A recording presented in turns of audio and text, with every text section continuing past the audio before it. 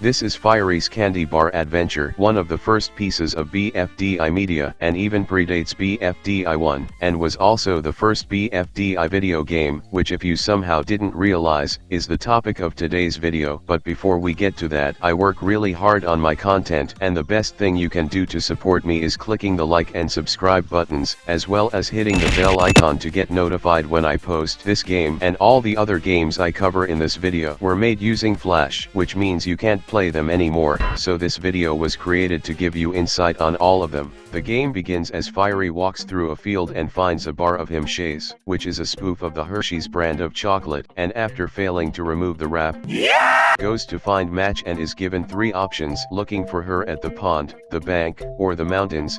Since the game was never completed, the only option that works is the mountain. Fiery walks up the mountain and gets chased down by a boulder, which is actually just a Reupload version of Snowball's asset at the time, and after a bit, the game just crashes.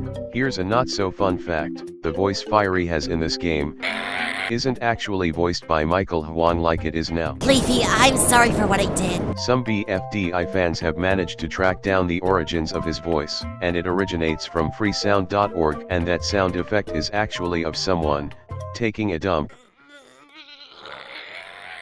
In all seriousness though, this is a pretty simple point-and-click game similar to the Henry Stickmin franchise. Although the game was never completed, there have been some fan recreations that have attempted to fill in the blanks, like this one that has all the endings. As for the rankings, I'll give this game a solid 7 out of 10. Make sure to also post your rankings in the comments. Let's move on to the next one. The next game is called Woody's Incredible Journey to the Escape from Eternal Terror, or Wjtfet for short. As the official website states, this game was given to someone called Los MMORPG by the creators of Bfdi as a birthday gift. It's a Frogger-like game where you play as Woody and have to direct him from a frightening crash site to an oasis of peace, while other Bfdi characters try to hunt you down. Apart from its incredible graphics, this game's main mechanic is the jump button that lets you move 2 tiles forward to the direction you're staring to. That allows you to pass certain obstacles like the street, and also these rocks on the water later on, and after passing through the coastlines, you get to the scary free zone and win the game. Victory!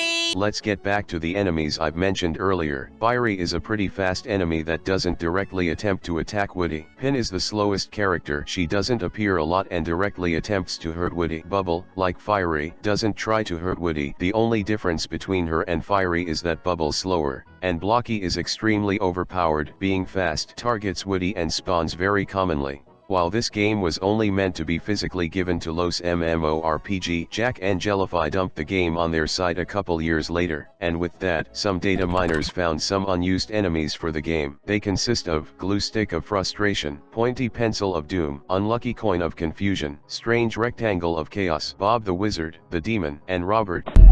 But overall, this game honestly sucks. For the rankings, this is the first flop. I'm rating it a 3 out of 10. It's very bad compared to the other games on this list, so let's move on to something better, shall we? Get to the top. Although there is no top, is a game largely inspired by Icy Tower, where you play as this yellow stick figure and try to get as high as possible until you die.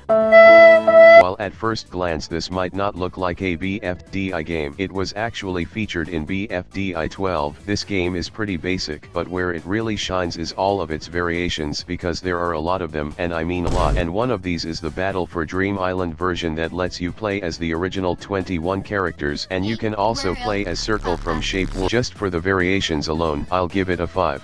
The next game is Bfdi A5B, the missing section of the 5-part episode, where the Hwang brothers wanted to get creative and make the episode a game instead of a video. The game takes place right after Bfdi A5A, where Evil Leafy ate Free Smart. I'm gonna give you a brief recap of the game, but if you wanna know more about it, watch the video I've made just about the game. You start off from Book's perspective, where you spawn in a red area and have to traverse through a cave to get to this green factory area, where you can find the first team member, Match, which you can use to boost yourself up obstacles obstacles and such. Later on the gang gets to this purple area and is where they find the remains of the recovery center. It's been cut into two pieces. One side is the cranking side and the other is the dispenser. They later find a house that is said to be the home of the recommended characters that got eaten by Evil Leafy. The notable new characters we meet are Toon, Waffle, and Lego Brick, which is the only non-free smart member we add to our party, but later on betrays us and throws us down his evil underground dungeon, which is also where you find Ice Cube,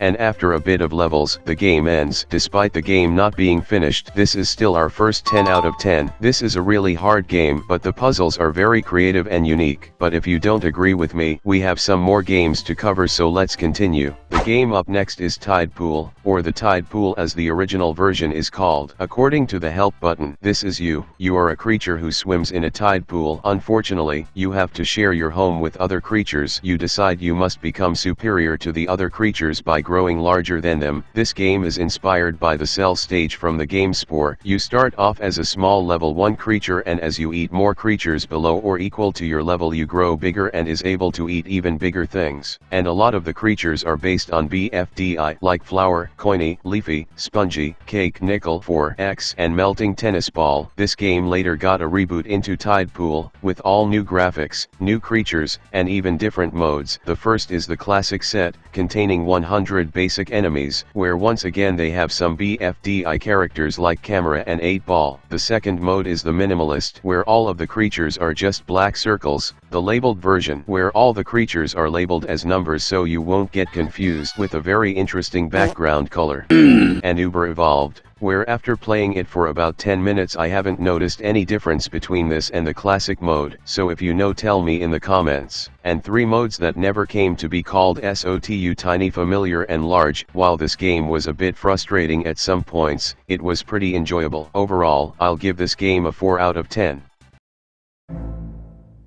During Halloween of 2013, Michael Wong's Halloween Bfdi special was the game called The Evil Leafy Maze Game, a game largely inspired by the Slender Man games, where you're trapped in an infinite randomly generated maze, while no other than Evil Leafy chases you down. You must stay moving at all costs because the game has no escape. Leafy teleports around the maze and is slightly faster than you, so you're gonna get caught eventually. But a tactic to tell if Evil Leafy is near you is to see if your screen flickers. If it does, run for your life.